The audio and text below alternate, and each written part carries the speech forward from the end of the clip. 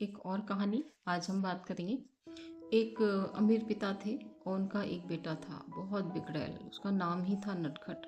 यथा नाम तथा गुण। वो बहुत नटखट था। उसको अपने पिता की कमाई का बड़ा घमंड था और वो अनाप शनाप पैसे उड़ाया करता था।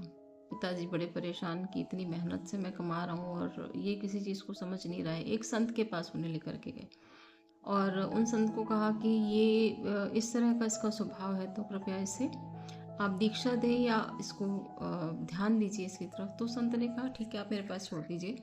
उन्होंने उसे कहा कि मुझे तुम अपनी कमाई से कल एक सोने की मोहर कमा करके लेके आओगे। अगले दिन नटखट एक सोने की मोहर लेके पहुंच गया। साधु ने कहा कि इसको पानी में फेंक दो। उसने फेंक दिया। दूसरे दिन फिर से हो गया तो फिर साधु महाराज ने कहा कि एक सोने की मोहर उसने फिर ला के दे दी।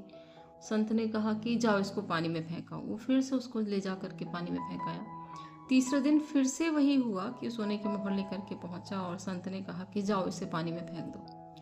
तो नटखट बिगड़ गया। उसने कहा ऐसे कैसे मैं पानी में फेंक दूं? 2 दिन से आपने कहा मैंने फेंक दिया, लेकिन ये मैंने पूरा दिन मेहनत करके कमाई है।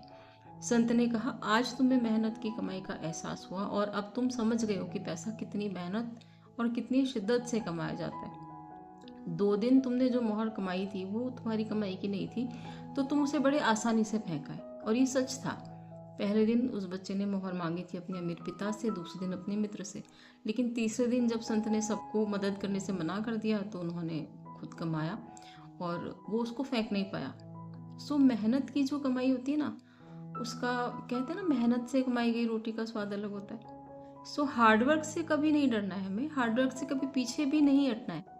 और एक चीज़ मैंने सुनी है कि ईश्वर कभी किसी की मेहनत नहीं रखता है, हमारी भी नहीं रखेगा। बट मेहनत करिए तो सही।